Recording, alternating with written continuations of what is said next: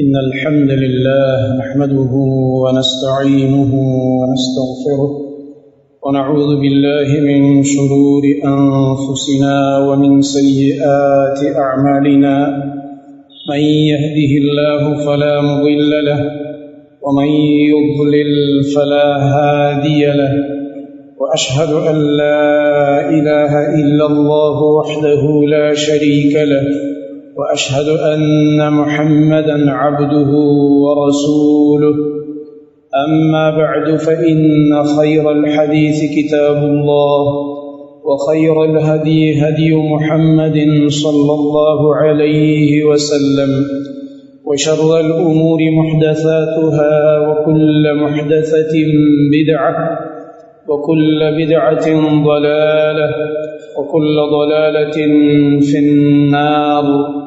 أعوذ بالله السميع العليم من الشيطان الرجيم من همزه ونفخه ونفثه. إن الذين آمنوا وعملوا الصالحات إنا لا نضيع أجر من أحسن عملا. الله سبحانه وتعالى قرآن کریم کې وعده کړی د مؤمنانو سره چې نیک عمل که نارینه کوي او که زنانه کوي، من عمل صالحا من ذکر او انثى وهو مؤمن، دا مؤمن که نارینه او که زنانه چې نیک عمل وکي، الله رب العالمین فرمایي دا ته زه قبلومه. دا کوم آیت چې ما ولوستو د سورة الکهف دی که اللہ رب العالمین یو شرط ذکر کړی دی چې من احسن عملا، عمل بګوره په اخلاص او خیسته عمل وکړي. خیسته عمل دی ته وایي چې یو به هغه ثابت وي د شریعت نه، دلیل به پې موجود وي. ځکه چې د نبي علیه السلام نه ثابت نه وي نو هغه بې دین نه دی. نو د ځان نه اعمال به موږ نه کوو، بلکې هغه طریقې چې کوم د خوږ نبي صلی الله علیه وسلم نه په صحیح احادیثو باندې ثابتې دي هغې باندې به موږ عبادت بل به دی عبادت کې اخلاص وي. پس د ایمان نه دا دوه خبرې ضروری دي په عمل کې، یو دا چې اخلاص عمل د الله لپاره، او دویم دا چې په سنت د نبی صلی الله علیه وسلم که اخلاص په مونږ کې وي عمل صرف د الله لپاره کوو، خو طریقه د نبی علیه السلام نه ده بیا هم نه قبلېږي. که طریقه د نبی علیہ السلام دا خو الله مکه مونږ کې اخلاص نشته دی، نورې خبرې په زړه کې دي، په نیت کې تاویږي را تاویږي، نو بیا هم عمل نه قبلېږي بلکې الټه عذاب په دې ملاویږي.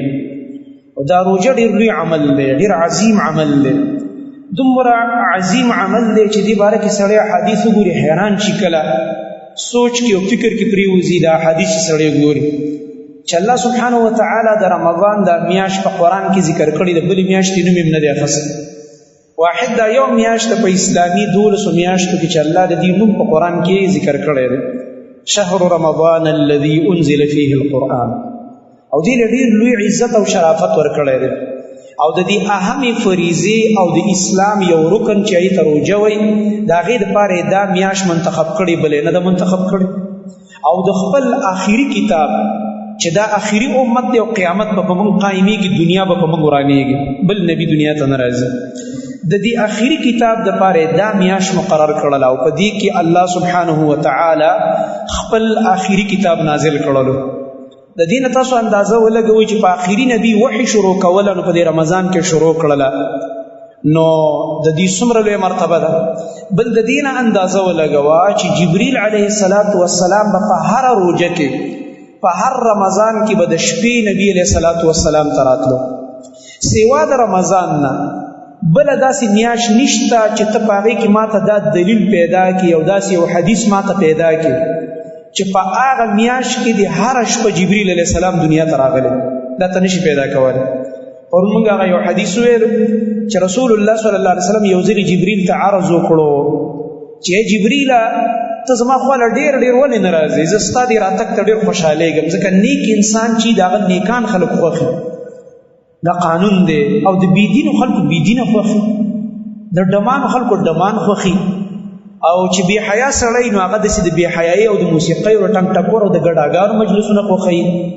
او د نبی علیہ السلام فیصله ده، دا د مولا صحب فتوا نه ده، نه د چا جذبات دي، چې المرء مع من احبه، د قیامت په ورځ به د هغه چا په صف کې ولاړې چا سره چې په دنیا کې د زړه مینه کړې او د چا مجلسونه هم چې برانه ډېر خواږه لګېده او ورله بار وختي ور روان وي او هغې به درله خوند درکو او که ورتلې به نو په دې موبایل کې به دې کتل دا چې څه دې کتل او څه د سره دې مینه او تعلق د قیامت په ورځ به د ده په صف کې ولاړې. الله اکبر. دا سوچ مالم پکار دی او تعلم چې زموږ د زړه مینه کم طرف ته روانه ده، څه شي سره زموږ ډېره مینه ده، څه شي سره زموږ محبت دی. زموږ نبی د جبریل سره محبت کوي ځکه جبریل علیه السلام د الله تعالی سفیر دی. هغه ټولو پیغمبرانو ته وحی راوړي، د الله تعالی د طرف نه سفارتکاري کوي. الله رب العالمین چې ورته کوم حکم رالیږي د مخلوق ته اول جبریل ته وایي، بیا جبریل بیا په ټولو اسمانونو کې اعلان د هغې وکړي ملایکو ته او هغې نه پس ځمکې ته هغه حکم راکوزېږي. نو جبریل علیه السلام ورته څه ویلې او سورت مریم کې الله آیت هم نازل کړو وما نتنزل الا بامر ربک.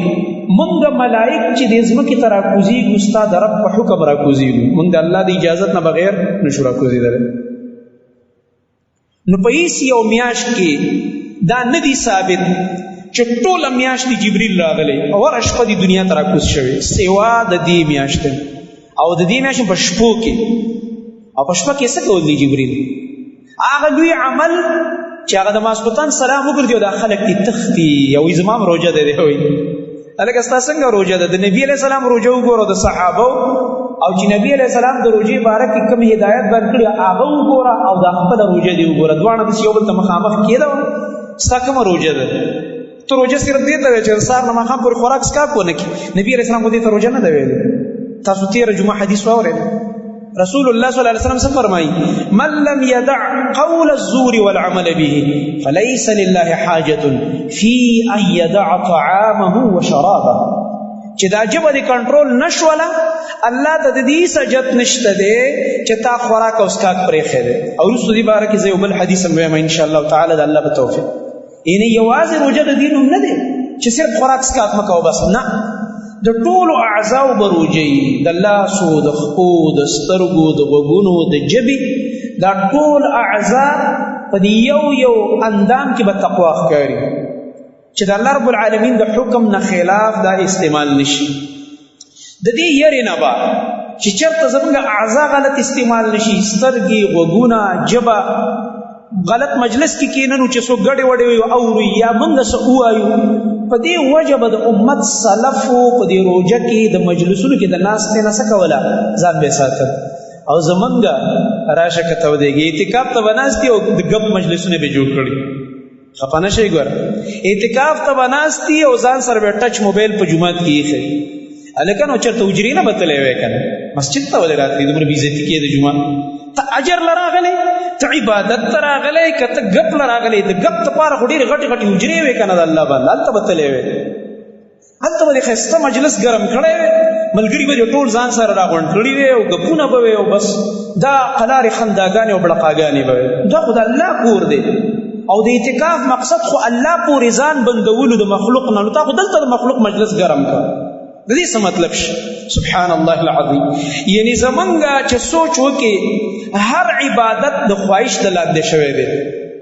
موږ هر عبادت ته خپل رنګ ورکړی، د شریعت رنګ هم نه دی ورکړی، هغه رنګ هم نه دی ورکړی چې هغه الله تعالی یې غواړي، او هغه رنګ هم نه دی ورکړی چې محمد مصطفی یې غواړي صلی الله علیه و آله وسلم.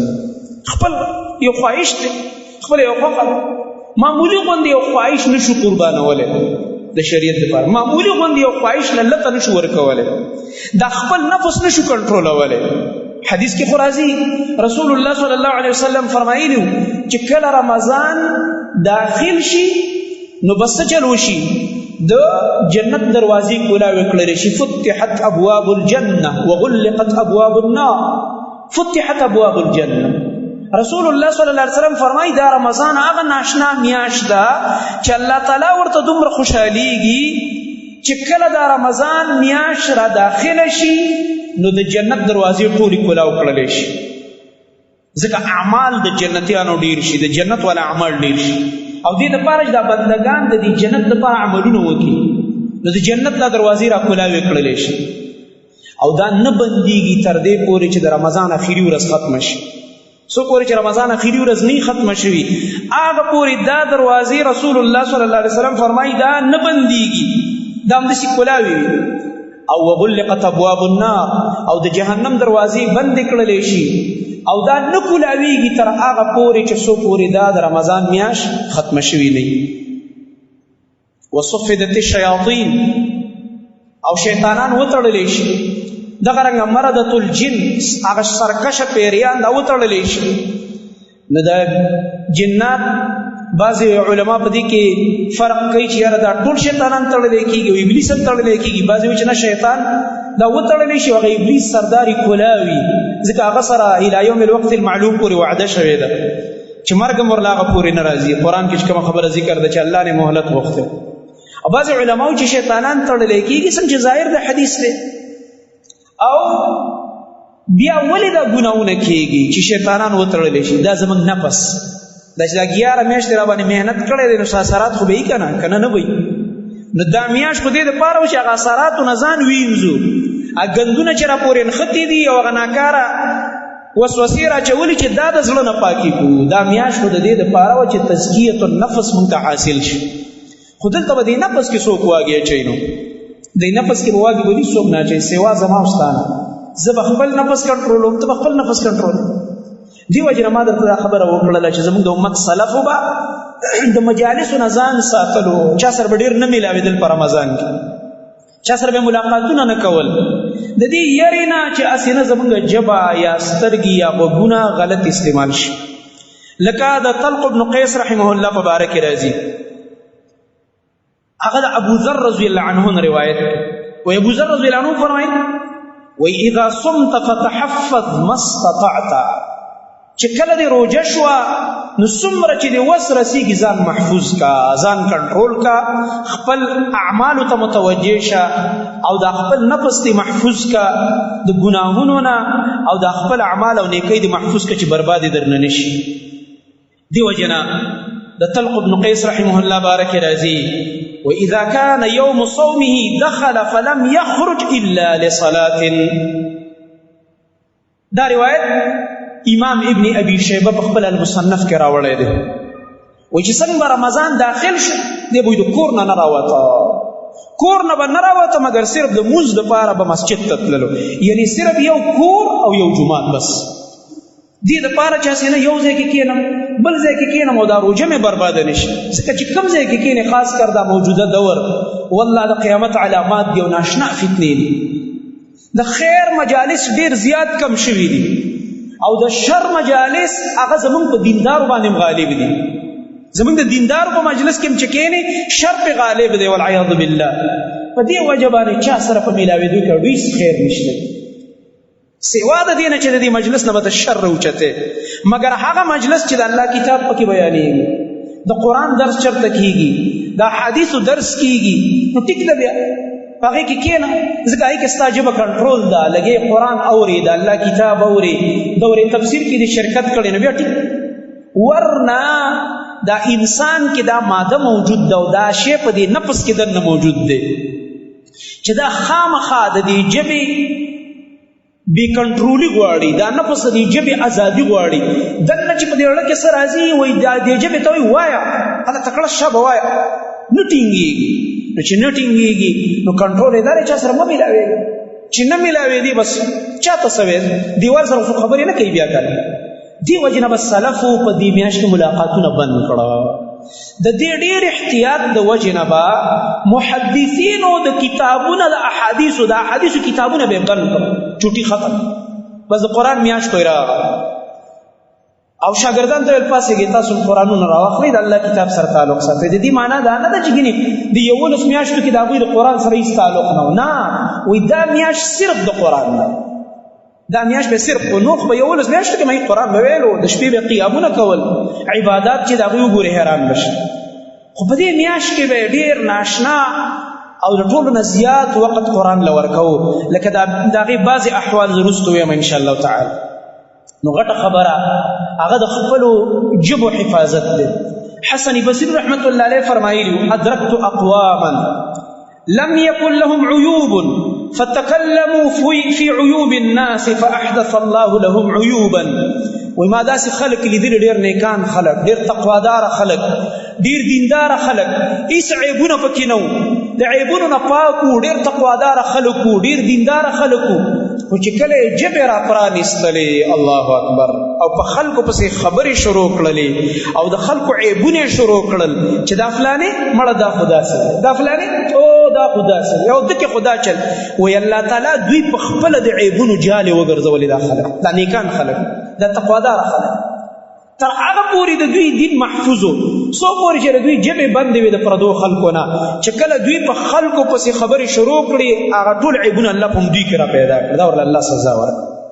د ژبې کولاوېدل، د ژبې پرانېستل، ټیک دا ډېر اسان شی دی، دا خبرې ډېرې اسانې دي، خو سزا یې ډېره خطرناکه ده، سزا یې ډېره خطرناکه ده. د یو تابعي په باره کې زما نه ویرېږي، سفیان ثوري دی، الله اعلم وکبل دی، باره کې ما یو ځل یو قول وکړه، هغه وایي ما صرف یو کس ولیدم چې داسې یو عبادت یې کو، دعا یا عبادت، او په هغې کې ډېر عاجزي کوله. وایي ما وویل چې مړه دا څه ریاکار دی، وایي داسې بدګماني مې وکړه. وایي الله تعالی 40 شپې زه تهجدو ته راپانسول، ما له الله دا سزا را کړله،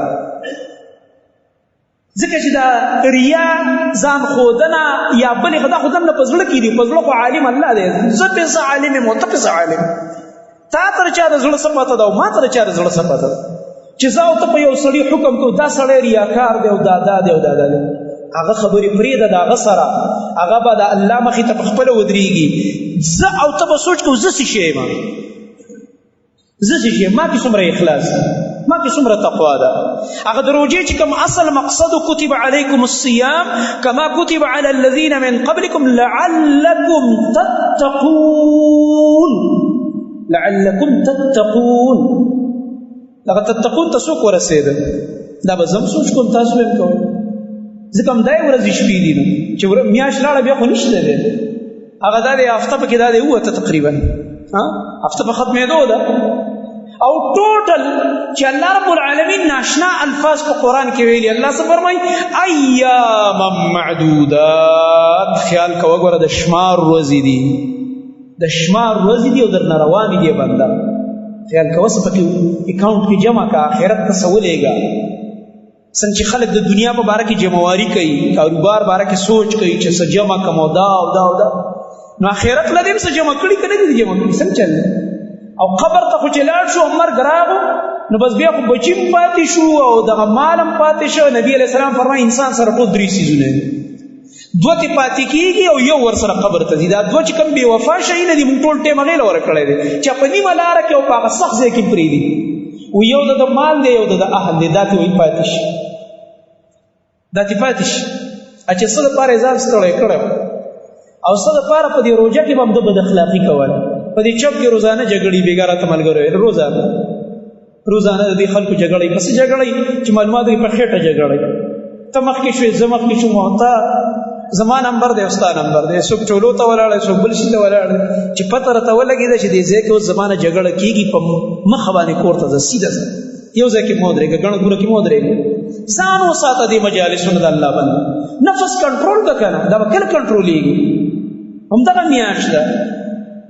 زما محترم ورونو، رسول الله صلی الله علیه وسلم اصل کې دا میاش د دې چې کوم هدایات یې موږ ته بیان کړي دي هغې ته کتل پکار دي.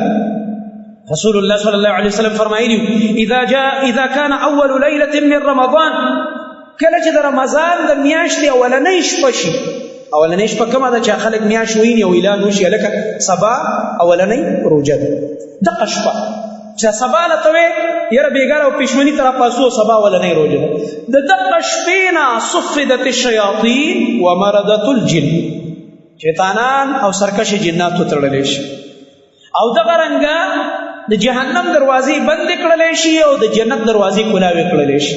او بیا نبی کریم صلی الله علیه وسلم څه فرمایي؟ وینادي مناد، یو اواز کوونکی اواز کوي، دا اواز مونږ ټولو ته کېږي، او دا د نبوت علوم دي او زمونږ ایمان دی. رسول الله صلی الله علیه وسلم فرمایي اواز کېږي، نو ته به اوس دا نه وایې چې دا اواز خو مونږ وانه اورېدو، مونږ خو د ګوګو اواز اورو، او چې وایي هلکه پاسېږي پېشمنۍ دی دا اورو، دا خو مونږ وانه اورېدل. دا رسول الله صلی الله علیه وسلم ته په وحي الله دا خبره کړې. او په قرآن کې د مؤمنانو اولنۍ صفت څه دی؟ الذین یؤمنون بالغیب، دا به مؤمن بدای، متقی مؤمن بدای چې د سترګو لیدلی نه دي او د غوږونو اورېدلی نه دي او د مشاهده کړې نه ده، خو چې الله او رسول ویلي د ده پسې دی. بس اوس خلک راپاڅېدلي دي ګمراهان، سو کوئی جادو نشته دی، سو کوئی دا دجال نشته، سو کوئی دا نشته. وایي پیغمبر ته چل مه ښایه، خو داسې وایي چې الذین یؤمنون بالغیب باندې دا صفت ځان کې نشم راوستلی چې الله او رسول یې ووایي او زما عقل یې نه مني نو زه یې نشم منی. داسې ووایه وایي ګمراه یم. گمراهی بی دینی او ایمان ته نوتی دی. نو د الله بنده هغه اولنی صفت چې په قرآن کې د ایمان والا او د متقینو ذکر دی، الله پتا کې نه دی راغلی. نو نور دین به موږ تا نه څه تمه وکړو چې تا کې به لا نور دین راځي. سو کوئی د قبر عذاب نشته او سو کوئی دا نشته، هر شی خپل عقل ته سپاري، هر څیز په عقل مه تله. د الله نبي وایي اواز کېږي او اواز کوونکی ملک د الله طرف نه د اواز کړ. په ملائکو کې یو ملک الله مقرر کړ او څه اواز کېږي؟ ما او تا ته دا اواز کېږي. نبی علیہ السلام فرمایي دا اواز وشي یا باغی الخیر اقبل و یا باغی الشر اقصر. اے د خیر طلب کوونکیا، اے په خیر پسې ګرځېدونکیا او د خیر تلاش او لټون کوونکیا انسانا، را مخکې شه، تکړه شه او خیر او نیکو ته نور مخکې شه. اقبل اقبل، را مخکې شه. شابه د نیکو موسم دی، د اجر د ګټلو موسم دی. اقبل دا اواز کی. ویا باغی الشر اقصر، اے د شر طلبګارا، اے هغه انسان چې دا 11 میاشتې د نافرمانۍ او ګناهونو او هر قسم جرمونه کول، بس ته کنه نور د الله نه حیا وکړه، بند شه. اقصر، ځان بند که کنه. رمضان راغی اوس هم تاله شرم نه درځي، رمضان راغی اوس هم د الله نه نه یریږي، رمضان راغی اوس هم ستا په زړه کې خوف او یاره نشته. په تا رمضان راغو، د رمضان په شان لمحات او د مغفرت او د بخښنې ساعتونه راغه، او اوس هم لا ته هماغه شان په شر او په ګناه کې مبتلا یې. اوس هم ته ګاد ته دروغ وې، اوس هم ته دیسي څیز د اصلي په نوم خرڅې، اوس هم ته په دکاندارۍ کې قسمونه خورې، اوس هم ته ملاوټ کې، اوس هم ته ظلمونه کې، اوس هم ته دوکې کې، او اوس هم ته د مور او پلار نافرماني کې، او اوس هم لګیا ته خیانتونه کې، او اوس هم لګیا ته بیل مازیانې کې، اوس هم ته قرآن له وخت نه ورکې. نو کله به ورکې؟ بس ته اقصر، ځان د ګناه نه د شر نه نور بند کا. کیدای شي دا د ژوند آخري رمضان، په دې آخري رمضان کې په الله تعالی ذات وبخا. رسول الله صلی الله علیه وسلم فرمایي یو بل جمله ویل ناشنا، ولله عتقاء من النار، او د الله د پاره آزادونکي بندگان دي د اور نه. الله رب العالمین د اور نه بندگان آزادوي، وذلک فی کل لیله، او دا کار هر شپه کېږي. اخري ټکي ته وسوګو دا اعلان کله کېږي؟ هر شپه. او هر شپه الله تعالی بندگان د څه نه آزادوي؟ د جهنم د اور. سبحان الله. موږ الله ته دعا کوو، یا الله د جمعې ورځ ده، زه ګناهګار بنده په منبر ولاړ، موږ ټول ګناهګاران یو، دا مجلس د مسلمانانو دی، او څومره مسلمانان چې په دې دنیا کې دي، یا الله موږ که اوسه پورې دا هره شپه اواز موږ ته وشو او بیګا پورې زموږ بخښنه نه شوي، یا الله زموږ بخښنه دې نه باد وکړه. یا الله یا الله موږ په دې جمله کې راوله ولله عتقاء من النار، چې الله تعالی بندگان د اور نه آزادوي. یا الله زموږ نوم پکې ولیکه. یا الله زما محترم ورونو، دې حدیث پسې قسم په الله جړه پکار ده چې موږ ځان لکینو اوښ کې وبیو، یا الله هغه ته چې د اور نه هره شپه بندگان آزادوي، زما نوم پکې ولیکه. یا الله یا الله ما د شر نه نور بند که. یا الله یا الله د خیر کارونو ته ما متوجه که او پکې به استعمال که. یا الله ځکه هره شپه ستا د طرف نه اواز کېږي ما ته چې د خیر طلبګاره را مخکې شه، د شر طلبګاره بس ته نور بند که. دا خپل جرمونه او ګناهونه دي، او د اور نه د ازادۍ موسم راغی، هره شپه بندګان ازادېږي د اور د جهنم. دغه رنګه حدیث کې راځي رسول الله صلی الله علیه وسلم فرمایلی رب صائم حظه من صيامه الجوع والعطش ورب قائم حظه من قيامه السهر.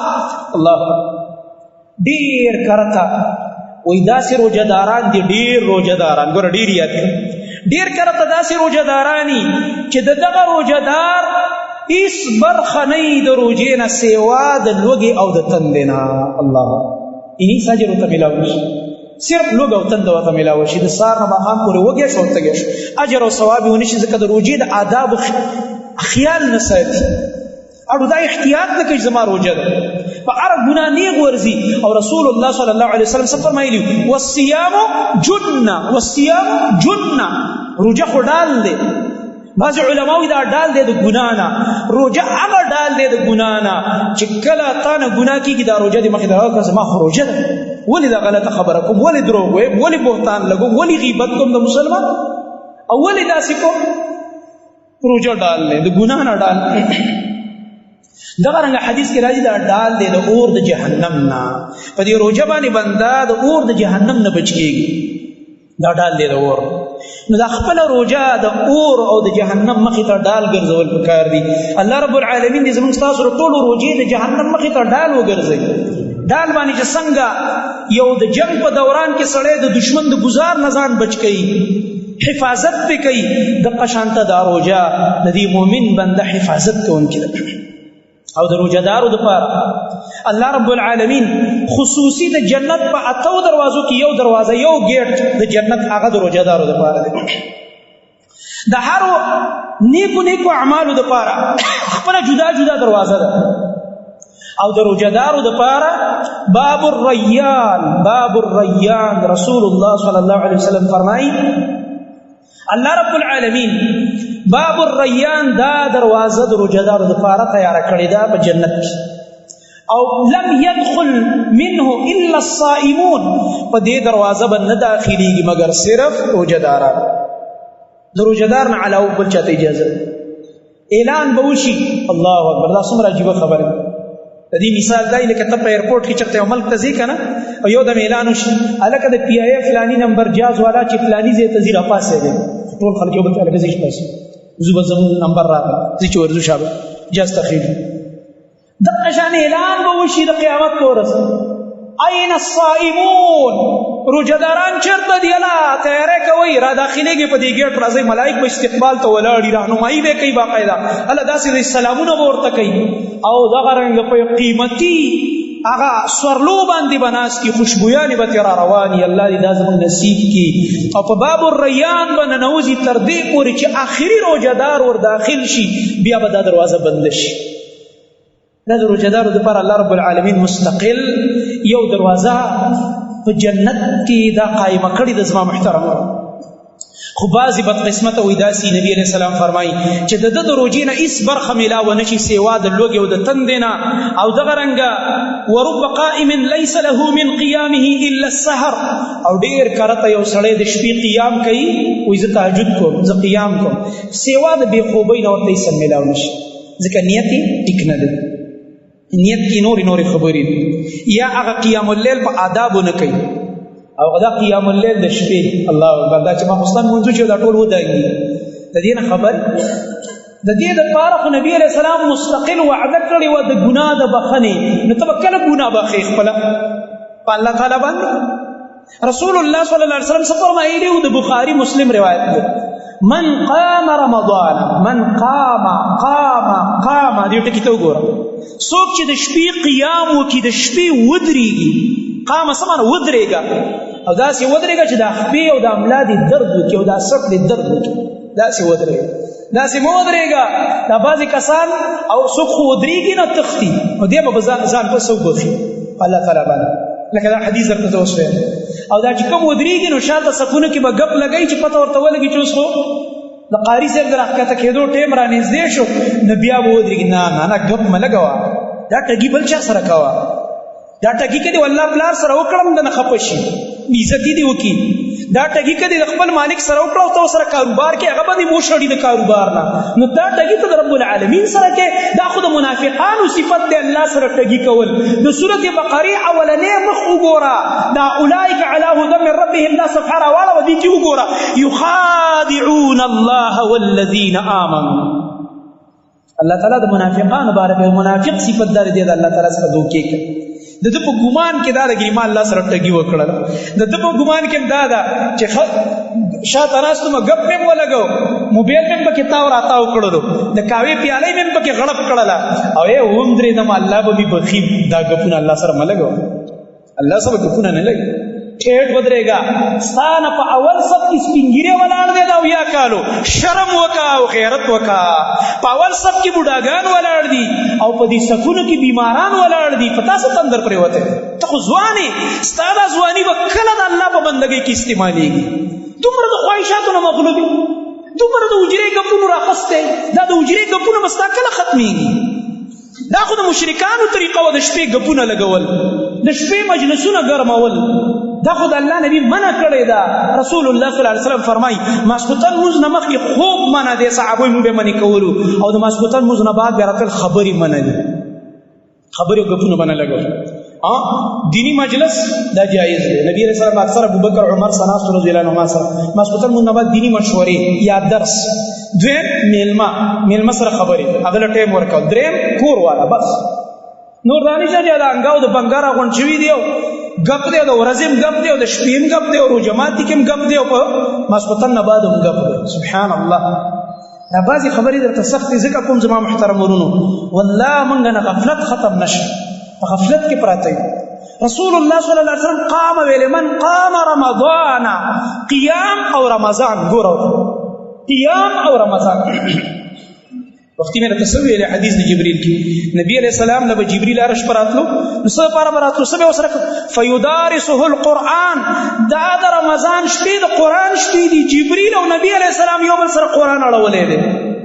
دا به اسی تکرار کوو، دور چې ورته وایي دا قاریان صاحبان خپل اصطلاح کې. او قیام د نبی علیہ السلام جدا و په رمضان کې، جبریل سره به تلاوت بیل کوو او قیام به نبی علیہ السلام بیل کوو. سبحان الله. والله حیران به چې که د نبی علیہ السلام عبادت دې د شپې وکړو په رمضان کې. زمونږ خو نه تلاوت شته د شپې او نه قیامونه شته. من قام رمضان، چا چې د رمضان په شپو کې قیامونه وکړه، الله ته ودرېده. زمونږ ټول صحیح، زه چې دې ګړۍ ته ګورم ګنټه یا 1 غنټه او 10 منټه واوړي، یو سپارم کې مونږ وایو 1 غنټه یو ځوان نشي ودرېدلی، 1 غنټه 10 منټه، 1 غنټه په باندې 1 غنټه نشي ودرېدلی. د الله نبي فرمایي څوک چې د رمضان په دې شپو کې ودرېده او په دوو کیفیتونو سره خپل کیفیت جوړ کړي، ایمانا و احتسابا. د ایمان په بنیاد چې زه مؤمن یم، زه به د دې الله عبادت کوم، زه د بابا، زه د کاکا، زه د لوی ځوان، زه د بل چا او د بل چا عبادت د قبر او د ولی او د بوت او د بل چا او د بل چا نه کوم، د الله عبادت کوم او الله ته ودرېږم، ایمانا د توحید په عقیده ودرېږم. ځکه ته موحد یې، ته توحید والای. چې توحید والای نو وچ موحد به نه جوړېږي. زموږ هغه شیخ عبدالسلام رحمه الله به وایي دا بای سړی وچ موحد وي. وچ موحد څه ته وایي؟ خشک موحد، چې د بابا عبادت نه کوم او تعویذونه نه کوم او بل چا ته آواز خو د الله هم نه کوم. نه، داسې نه ده چې کله د غیر الله عبادت نه کې د الله عبادت کې به استعمالېږي. صحیح موحد شه چې غیر الله عبادت نه کې د الله خو به کې که نه. دې ته توحید یوازې نه وایي، په توحید په بنیاد عبادتونه وسوکه. ای موحده، عبادت خو تا سره خوند کوي، عبادت خو ستا سره مزه کوي چې ته توحید والای، دغه الله عبادتونه به کوي. نو څوک چې د رمضان په شپو کې الله ته ودرېده د ایمان په بنیاد، دویم واحتسابا او د اجر او ثواب په نیت باندې، نو غفر له ما تقدم من ذنبه. دویم نیت ممسي چې الله په دې موږ اجر راکړي، زما په دې ودرېدو، زما د قرآن په اورېدو یا الله ماته اجر راکړي. نو الله تعالی به څه چلو کړي؟ غفر له ما تقدم من ذنبه، د ده مخکني ټول ګناهونه الله رب العالمین معاف کړي. الله د ګناهونو د بخښنې والله العظیم د ورځې موقع دي، د شپې موقع، او موږ دا موقع ضایع کړی. نو دا موقع دا ضایع کول نه دي پکار. او د سلفو بعضې احوال دا ما ذکر کول، د قتاده رحمت الله علیه په باره کې راځي. دا یو تابعي دی، قتاده بن دعامه رحمه الله، وی کان یختم القرآن فی 7. د ده په ټول کال 11 میاشتو کې به عادت ده او هر هفته به قرآن ختمو. مونږ خو چې صرف په رمضان کې راوالو، بیا په باقي 11 میاشتو کې خیر خیریت بیا قرآن داسې کېدي چې دوړې پې پرتې. دا زموږ د امت سلف دي، هر هفته به په دې عام 11 میاشتو کې قرآن ختمه. خو چې کله به رمضان راغی، واذا جاء رمضان ختم فی کل 3، هر درېیمه شپه باندې به د قرآن ختمه، هر درېیمه شپه باندې روزانه به تلاوت کو، په درېیمه ورځ به د قرآن ختمه. دا دومره تلاوت، دا تلاوت نه ده، قیام اللیل نه، قیام جدا. زما محترم ورونو، دغه رنګه د امام بخاري په باره کې راځي، او دا ډېر ناشنا حالت دی سړی ورته سوچ وکړي چې دا امام بخاري رحمه الله د تقوا څومره عجیب غرو ده، څه عجیب انسان دا چې الله تعالی ورله لقب ورکړی دی. په ټول امت کې الله رب العالمین دله دومره عزت ورکړی دی چې د امت اولیاء محدثین او علما ټول ائمه د دین سوی امیر المؤمنین فی الحدیث. دا امام بخاري په فن د حدیث او په میدان د حدیث کې د ټول مؤمنانو امیر دی. الله امام الدنیا ورته ویلی شوی، په ټوله دنیا کې عظیم امام د احادیث هغه دا انسان دا اسی بې صدا مرتبه نه ده ورکړی شوې. دغه عبادات دغه د الله هغه بندګۍ نه چې سړی وګوري. امام بخاري رحمت الله علیه باره کې راځي کان یجلس بعد صلاة القیام لیختم القرآن فی کل 3 لیال. واوا عجیب. امام بخاري به ودرېده، امام بخاري به د قرآن تلاوت ته کېناسته کله چې د شپې قیام یې وکړه. موږ چې شپې قیام وکړو بیا خو ستړي اوسو چې بس بسترې ته ځان نه سوچ ډډه وو. پس د قیام نه چې په قیام کې به ځان ستړی کړو نو بیا به هغې نه بعد قرآن راواخیسته او په هغه تش تلاوت کې به هره 3 شپه باندې هغه تلاوت ختم کوو. قیام اللیل جدا وو. په خبره پوه نه شوم چې قیام اللیل نه بعد به قیام به چې وکړو بیا به قرآن راواخیسته او هغې ته به ناستو او په هره 3 شپه باندې به د شپې په دې تلاوت کې قرآن کریم ختم. دا زموږ د امت سلف دوی پېژندلې وه دا خبره چې رمضان د قرآن میاشت ده. دوی په دې حقیقت پوه شوي، موږ په لا نه یو پوه شوي. دوی د دې خبرې نتیجې ته رسېدلي وو چې دا د قرآن میاشت ده او قرآن سره په دې کې ډېره ملازمه پکار ده او د قرآن نه جدایي نه ده پکار. دغه رنګه د امام مالک رحمت الله علیه په باره کې راځي کان اذا دخل علیه رمضان، کله به چې په رمضان داخل شو يقبل على تلاوة القرآن من المصحف، قرآن برواخست او تلاوت تبا مصروف شوبه لگیده ويترك كل شيء حتى مدارسة الحديث، او ټول مصروفیات به پرېښود د دنیا تر دې پورې چې په مسجد نبوي کې به د درس حدیث کوو هغه به پرېښود. شاګردان ته ویل اوس ځئ په رمضان کې د درس حدیث چوټي ده او قرآنونه راواخلئ او د الله رب العالمین کتاب وایه. او بعضې سلفو مجلسونه لګول د قرآن، لکه دا اوس زموږ مشایخ مجلسونه لګولي که نه، یو شیخ د قرآن تفسیر کوي ترجمه کوي نورو ته غوږ ایښی. نو سلفو به داسې کول یو ملګري به قرآن لسته او د هغې هغه حکمتونه به بیانول، ځکه هغې ته خو د لفظي ترجمې حاجت نه و، دا خو موږ عجم یو ځکه یې وایو ټکي په ټکي ترجمې کوه. هغې به تفسیرونه کول، هغې قرآن په معنو پوهېدل، تفسیر ته به ناست دې آیت کې دا فایده ده، دې آیت کې دا احکام دي، دې آیت کې دا فایده ده، دې آیت کې دا خبره ده، دا احکام اسرار رازونه حکمتونه دا به یې ترې راوښکل او دې ته به ناست یو ملګری به لګیا او دا تفسیر به یې کو او نور ملګرو به ورته غوږ ایښه. دا به د قرآن مجلسونه په دې رمضان کې. دغه رنګ د امام زهري رحمت الله علیه په باره کې راځي چې لوی محدث هغه به هم درس قرآن درس حدیث به یې چوټي کړلو او صرف قرآن ته به چې دی هغه ولګېده او د الله رب العالمین کتاب به یې لوسته. او دغه رنګ یو عالم دی، یو فقیه، شاعر هم دی، نحوي هم دی. او علم النحو کې چې کوم علما ماهري هغې باندې دا شعر ملکه ډېره غالبه، یا اشعارو یو اشعارو کې خپله اجرا کوي د نحوي. نو دې په اشعارو کې ډېر تکړه امام مازني په نوم باندې، امام مازني البصري، دا د بصرې دی. چې کله به رمضان داخل شه اذا دخل شهر رمضان لا ينشد بیتا من الشعر حتى ينتهي. وی ده په ځان به دا پابندي لګوله چې به رمضان به څنګه داخل شه ده به یو د شعر دا پیلنی بند نه دی، شعر خو دوه کرښو ته وایي که نه چې 2 کرښې نو هله شعري، او چې دا یو کرښه دې ته بیت وایي، دا یو کرښه چې وي او دا بله پرېږدي، دا یو کرښه به هم نه ویله د شعر. وایي دا سره شعرونو میاشت نه ده، دا د قرآن میاشت ده، دا د الله د کتاب میاشت ده. بیا به د الله رب العالمین کتاب لسته، قرآن کریم ته به ناست و انما کان شغله قراءة القرآن، د ده ټول شغل مصروفیات وایي دا به د قرآن کریم لستل.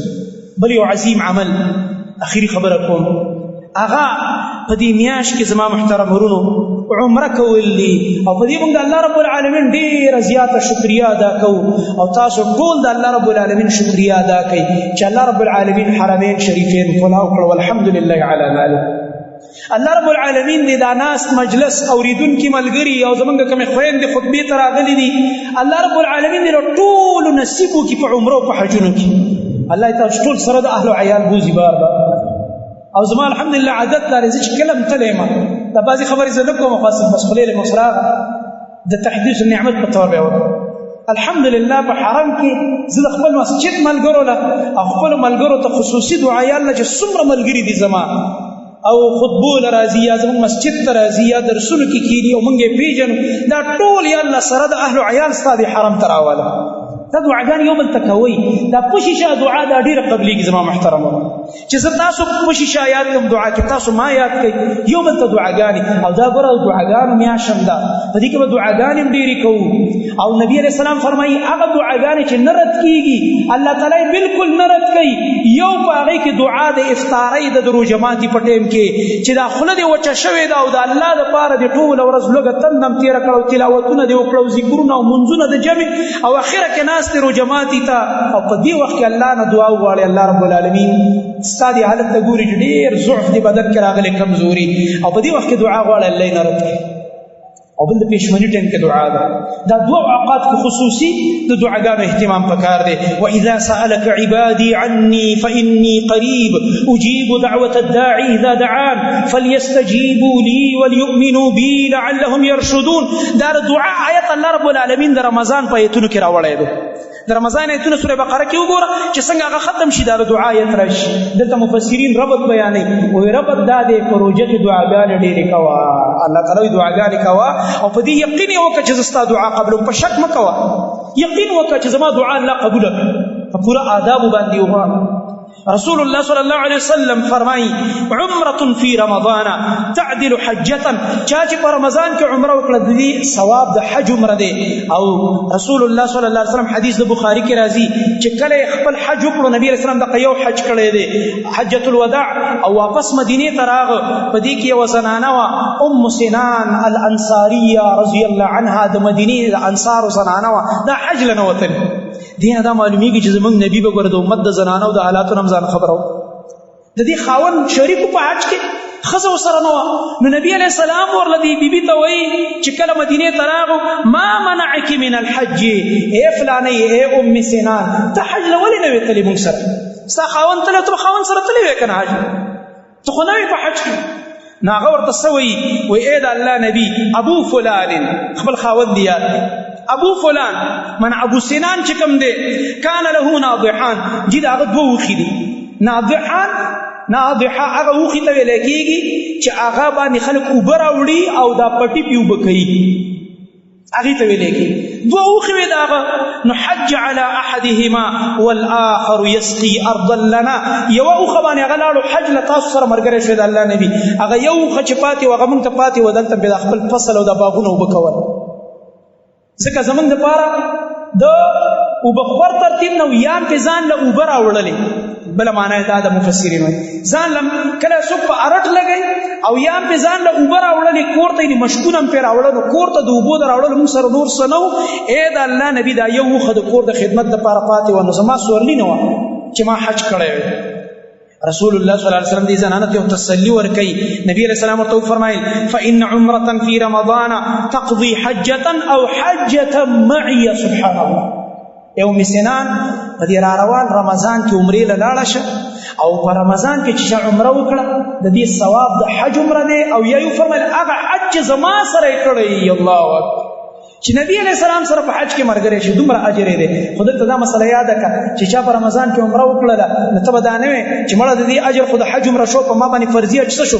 ختم بس اوس په ما حج نشته نه اجر یې د حج عمره دی خو چې کله ستا وس وشو حج در باندې فرض شو تللی شوې نو فریضه په تا پاتې ده ګناهګار به یې کله نړی او که په دې حالت کې در مرګ راغو سبحان الله او سخته خبره ده عمر رضی الله عنه فرمایل زه یریږم چې د یهودیت او نصرانیت په مرګ هغه انسان مړ نشي چې حج پې فرض شوی پیسې شماري او شماري او ښې وس کېږي او حج نه کوي نبی علیه السلام فرمایي دا مه وایه چې روان کال نه به لاړ شم هغه بل کال نه به لاړ شم صبر کوه او دا زموږ پښتانه خو پکې لا دا وایي د خیرات پیسې راسه نشي خیرات پکې کوم ځای کې راغلی ټیک ده که ته یو صدقه کې د شکرې په طور نبی علیه السلام به چې کله سفر نه راتلو یو غوا یا څه به حلالول دا به حلالول هسې یو شکرې په طور چې سفر نه الله په خیر راورسوو که ته د شکرې په طور یو صدقه کې جدا خبره خو دا په تا لازمه د حج په دې عبادت کې په تا لازمه نه ده دا قیسې مه کوه الله بنده خپل غم دې کوه که څوک راغی یو ګوټ زمزم دې پس کړی شو ښه ده که نه بس خپل کار کوه خپله فریضه دې ادا کړه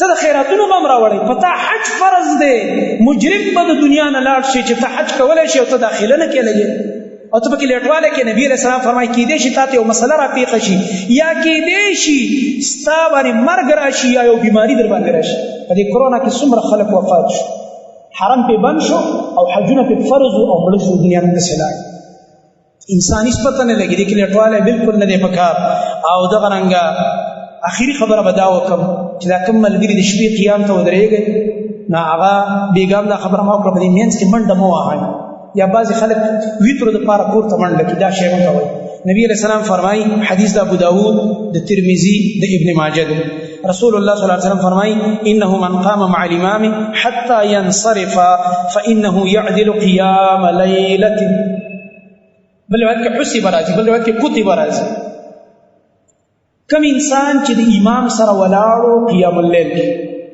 او تر هغه پورې ولاړو حتی ینصرف الامام چې امام مکمل راوګرځي امام کله راګرځي چې وتر پورې به ودرېږي نبي علیه السلام عمل څو په رمضان غیر رمضان کې څو رکعتې کول نو یولس پوره که امام پسې کړه څه کې لوبې کې یولس پوره که کنه په حدیث عمل وکړه کنه بیا د شپې قیامونه چې کې وروستو کوه خو دلته ودرېږه نبي علیه السلام فرمایي تر دې پورې چې دی د امام سره واپس شي یو ځای امام راوګرځي او هغه پورې دی پاتې نو دله به الله ټوله شپه قیام اجر ولیکي که دې دې نه بعد بیا خوب هم کوي الله رب العالمین به ټوله شپه څه ولیکي قیام اللیل ولیکي الله سبحانه وتعالی دې موږ تاسو ته د هغه اعمالو توفیق راکړي چې موږ پې الله ته نږدې شو زموږ پې ګناهونه معاف شي او الله رب العالمین زموږ نه په هغې رضا شي اقول قولي هذا واستغفر الله لي ولكم ولسائر المؤمنين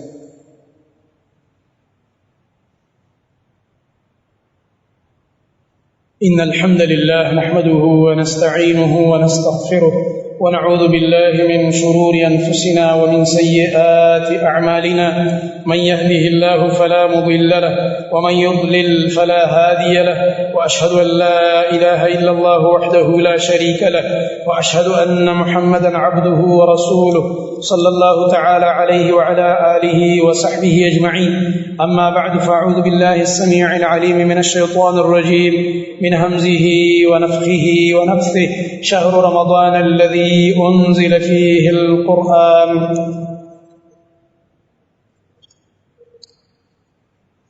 نن به د شپې زمونږ انشاءالله مسجد کې 12 بجې قیام شروع کېږي نو کوم ملګري پکې حساب دی هغه بیا راځي بعضې ملګرو نه وایي څه غیبتونه شوي دي معافي کوئ زمونږ طرف نه معافي د خپلو کې یو بل ته د الله لپاره معافي وکړئ انشاءالله تعالی دې ټکونو کې دا ختمونه څنګه دي نقصانات یې ډېر دي فایدې کمې دي مسجد د عبادت ځای د کیفیت برابر دې ټکونو کیفیتونه نه برابر او د صحابو معمول هم دا چې په مسجد کې به قیام اللیل کوو صحابه کرام څومره قیام اللیل کړی دی د صحابو دور وګوره د سلف مسجد ته به راتله خو بیل بیل به ولاړو هلته به جمع دلته جمع عمر رضی الله عنه به دا کار وکړ یو امام پسې ټول ودرول ځکه نبي علیه السلام هم 3 شپې په جمع باندې ملګرو ته په مسجد نبوي کې قیام اللیل کړی دی بیا پس بله شپه راونوته څلورمه شپه ملګري ښه ډېر راغی یو نه به بل یو بل نه بل شپې ته ډېرېدل نبي علیه السلام ورته سهار ویل چې ما ستاسو اوازونه مې اورېدل ستاسو جذبه مې م کتله چې ښه ډېر راغلي وایي خو ما ځکه بېګا تاسو ته جماعت سره دا مونځ در نه کړه زه په دې ویارېدم چې هسې نه فرض شي در باندې نو فضیلت یې ډېر دی اجر یې ډېر دی او بیا په هغه وخت کې نبي علیه السلام دا حدیث بیان کې ترمذي کې راځي